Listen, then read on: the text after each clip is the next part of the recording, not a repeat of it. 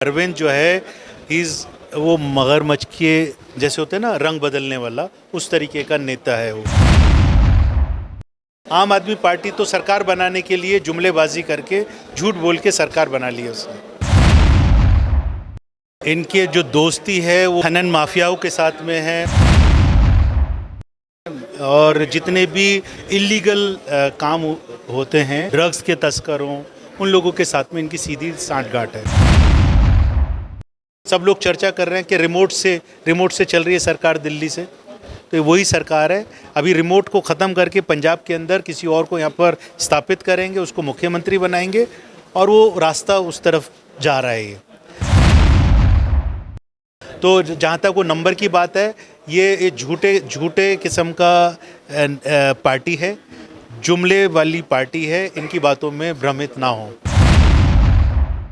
तो मैं सीधे तौर पे आरोप लगाना चाहता हूँ कि ये दलित विरोधी पार्टी है।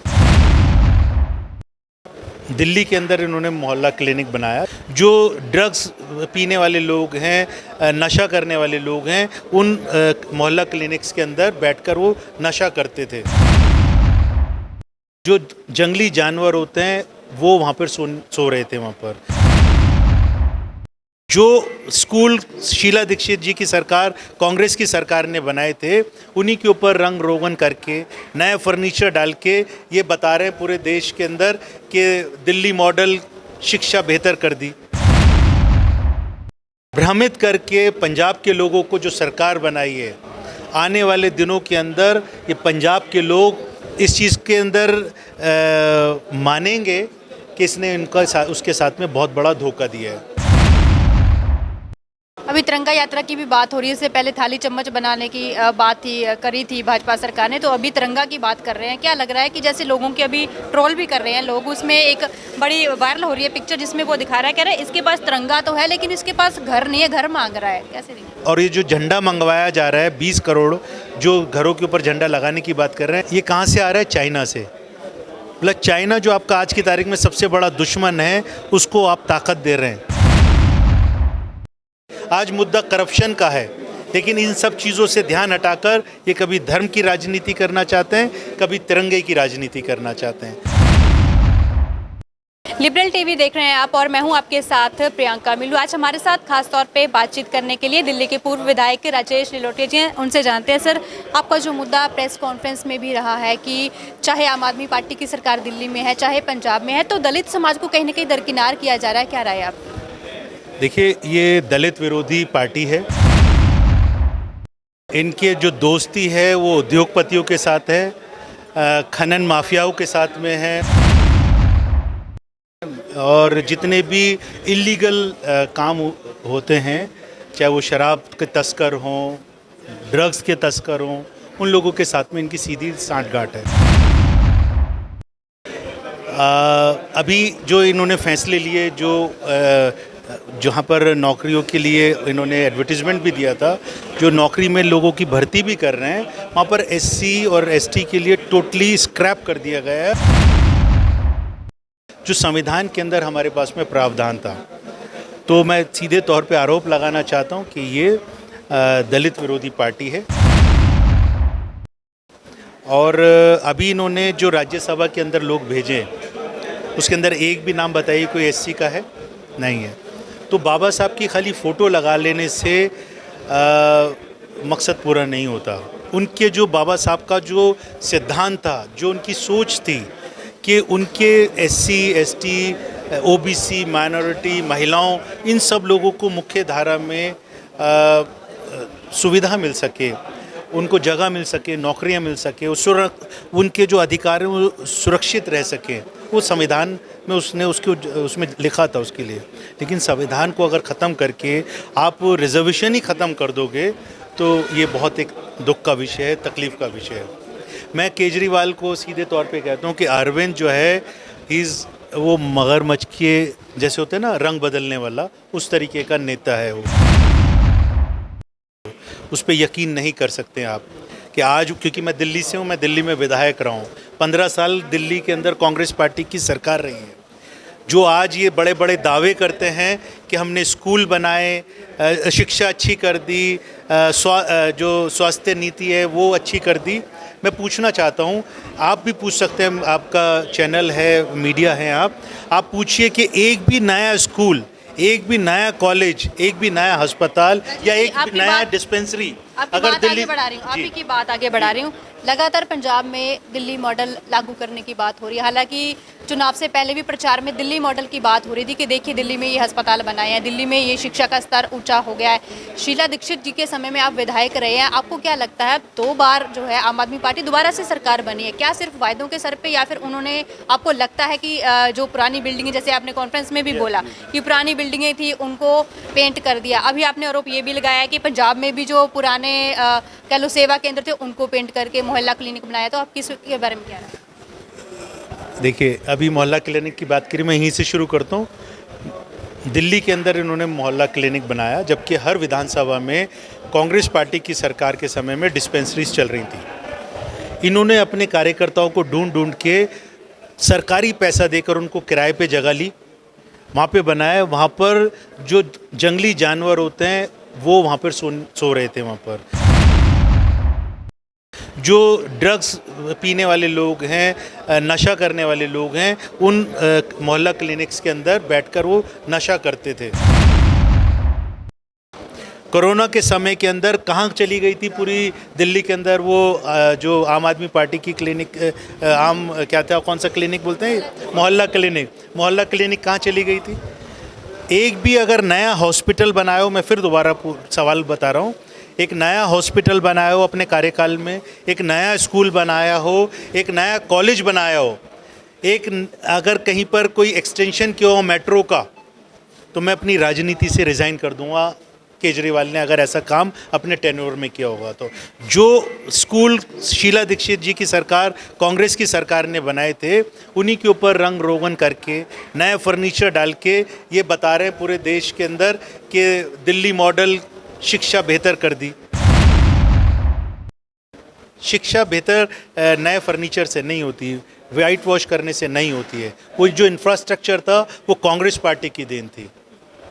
राजेश जी, इस बात को दिल्ली के लोग क्यों नहीं समझ रहे हैं? अगर आपको लगता है कि आम आदमी पार्टी की सरकार, अरविंद केजरीवाल जो हैं वो झूठे वायदे करके, जैसे आपने बोला कि लीपापोती करने जैसे बातों से, तो फिर दिल्ली के लोग इस बात को क्यों नहीं समझ रहे हैं? दूसरी बार सरकार बनी है।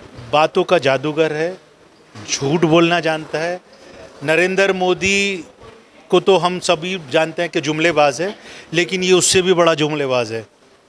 नरेंद्र मोदी जुमलेबाज है, उससे भी बड़ा जुमलेबाज है। और मैं फिर बता रहा हूँ कि पंजाब के लोगों की पंजाबियत को जो इसने आज प्रश्न चिन्ह लगाया है, भ्रमित करके पंजाब के लोगों को जो सरकार बनाई है, आने वाले दिनों के अंदर ये पंजाब के लोग इस चीज़ के अंदर मानेंगे कि इसने उसके साथ में बहुत बड़ा धोखा दिया है। और रही बात के झूठ बोलकर, जुमले लेकर सरकार बनाई जा सकती है, लेकिन उसको सस्टेन करना, उसको कंटिन्यू करना मुश्किल है, क्योंकि ये देश के लोग हैं, कोई बेवकूफ़ लोग नहीं हैं। ये जज्बाती लोग हो सकते हैं, जज्बात में आए, किसी पे यकीन कर लिया और वोट डाल दिया, लेकिन अभी पता चल जाएगा। क्योंकि दिल्ली के अंदर जब सरकार बनी थी इनकी, इसी तरीके के इन्होंने वायदे किए थे कि नई नौकरियां देंगे, एक भी नई नौकरी नहीं लगी। जिन लोगों को होम गार्ड की नौकरी पे लगाया था ना, वो जो मास्क लगाने वाले लोग जो लगाए थे डेली वेजेस के ऊपर, आज उनकी कई महीने से सैलरी नहीं मिल रही है। जो इन्होंने झाड़ू का निशान लेकर अपनी टोपी के ऊपर सफाई कर्मचारियों को ये विश्वास दिलाया था कि हम तुम्हारी पार्टी हैं, उनको कई महीने सैलरी नहीं मिल रही है। उनको भूख हड़ताल पे बैठना पड़ रहा है कि उनको सैलरी दे दी जाए।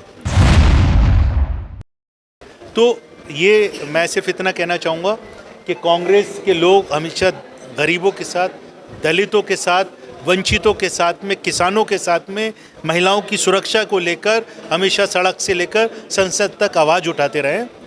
आम आदमी पार्टी तो सरकार बनाने के लिए जुमलेबाजी करके, झूठ बोल के सरकार बना ली है उसने। आखिरी सवाल लूँगी आपसे। अभी बात करें तो पंजाब में अमृतसर की जो सराय है, जो धार्मिक सराय है, उसके ऊपर केंद्र सरकार ने जीएसटी लगाया, उसको आप कैसे देखते हैं? देखिए, मैं आपको बताऊं, केंद्र सरकार ने बच्चों के ऊपर, उनके मक्खन के ऊपर, उनकी पेंसिल के ऊपर, उनकी कॉपी के ऊपर भी जीएसटी लगा दिया। पहली बार विश्व के अंदर इतिहास में ऐसा होगा कि जो भविष्य होता है, जो आने वाली जनरेशन्स होती है, उसको प्रोटेक्ट किया जाता है। लेकिन उन्हीं की पढ़ाई के ऊपर ये बोझ डालकर अगर अशिक्षित, अनएजुकेटेड रखना चाहते हैं, तो इससे पता चलता है कि वो उनके भविष्य को अंधकार में डालना चाहते हैं। उसी तरीके से जो अभी आपने बोला कि ये धर्म की राजनीति करने वाले लोग हैं, इनके दिखाने के दांत दूसरे और खाने के दांत दूसरे हैं। धर्म के नाम पर लोगों के जज्बात के साथ में खिलवाड़ तो करते हैं ये लोग, लेकिन जो दिल से धर्म की बात निकलनी चाहिए, धार्मिक बात निकलनी चाहिए, जिसमें मानवता हो, जिसके अंदर लोगों के लिए प्यार, मोहब्बत और भाईचारा हो, ये उससे कोसों दूर परे हैं। अभी तिरंगा यात्रा की भी बात हो रही है, इससे पहले थाली चम्मच बनाने की बात करी थी भाजपा सरकार ने, तो अभी तिरंगा की बात कर रहे हैं। क्या लग रहा है कि जैसे लोगों की अभी ट्रोल भी कर रहे हैं लोग, उसमें एक बड़ी वायरल हो रही है पिक्चर जिसमें वो दिखा रहा है, कह रहे हैं इसके पास तिरंगा तो है लेकिन इसके पास घर नहीं है, घर मांग रहा है। कैसे देखिए प्रियंका जी, देखिए, चाइना भारत के अंदर की सरहद के अंदर घुस गया है।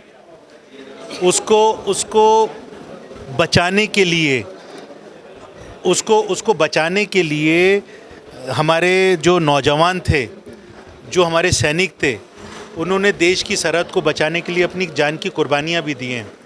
लेकिन आज चाइना अंदर घुस गया है और ये जो झंडा मंगवाया जा रहा है, 20 करोड़ जो घरों के ऊपर झंडा लगाने की बात कर रहे हैं, ये कहाँ से आ रहा है? 38 रुपये का।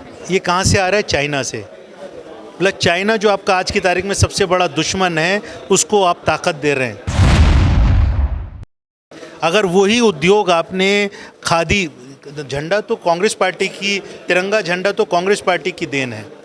ये देश का झंडा जो है, इसकी आन बान और शान को, उसको बचाने के लिए, उसकी स्वाभिमान के लिए, उसकी इज्जत के लिए हमारे कांग्रेसियों ने जान की कुर्बानी दी है।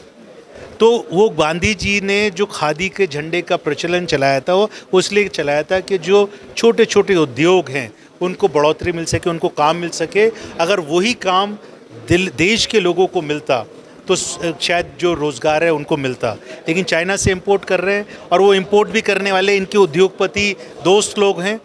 तो ये जो भ्रमित कर लोगों का ध्यान बांटने का काम कर रहे हैं। आज मुद्दा है बेरोज़गारी का, आज मुद्दा है महंगाई का, आज मुद्दा है महिलाओं के ऊपर बढ़ते हुए उत्पीड़न का, दलित के ऊपर हो रहे अत्याचार का, किसानों के मुआवजे का, किसानों के कर्जे माफ़ी का। आज मुद्दा ये है, आज मुद्दा करप्शन का है। लेकिन इन सब चीज़ों से ध्यान हटाकर ये कभी धर्म की राजनीति करना चाहते हैं, कभी तिरंगे की राजनीति करना चाहते हैं, और कांग्रेस पार्टी इसका विरोध करती है। राजेश जी, राघव चड्ढा जी ने एक नंबर ऐलान किया, कह रहे कि इसके ऊपर पंजाब के लोग जो हैं वो अपना सवाल रख सकते हैं, जो वो संसद में लेकर जाएंगे। क्या लगता है कि लोगों ने, उन्होंने पहली बात तो ये कि उन्होंने बोला कि मुझे लोगों ने चुन के राज्यसभा में भेजा है। देखिए, राज्यसभा, मेरे जो चेयरमैन साहब थे उन्होंने वहाँ पे बताया कि वो राज्यसभा से चुनने का मतलब लोगों ने नहीं चुना है। उन्होंने जो पंजाब के किसी नेता का, किसी कार्यकर्ता का हक था, वो मारा है।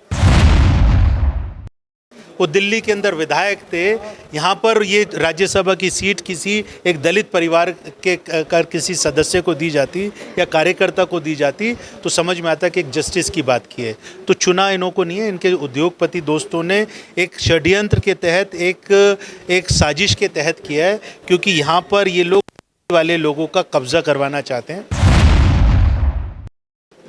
जो अभी भगवत मान है, जो पंजाब से संबंध रखता है, उसको आगे करके, उसको मुखौटा पहनाकर मुख्यमंत्री तो बना दिया, लेकिन थोड़े दिन के बाद में, जैसा यहाँ पर सब लोग चर्चा कर रहे हैं कि रिमोट से चल रही है सरकार दिल्ली से, तो ये वही सरकार है।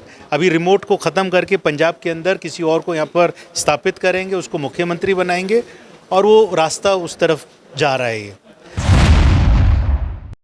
तो जहाँ तक वो नंबर की बात है, ये झूठे किस्म का पार्टी है, जुमले वाली पार्टी है। इनकी बातों में भ्रमित ना हो।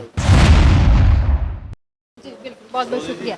तो अगर हम बातचीत करें, इससे पहले भी लगातार पंजाब की बात करें तो जब भी कांग्रेस पार्टी के कोई भी विधायक दल के नेता पंजाब पहुंचते हैं, लगातार वो दिल्ली मॉडल की बात करते हैं कि अरविंद केजरीवाल जो कि आम आदमी पार्टी के कन्वीनर भी हैं, लगातार दिल्ली मॉडल की बात करके पंजाब में लागू करने की बात करते हैं, लेकिन वह चीज़ें अभी तक दिल्ली में लागू नहीं हो पाई हैं। कैमरामैन सुखविंदर के साथ प्रियंका मीलू, लिबरल टीवी, चंडीगढ़।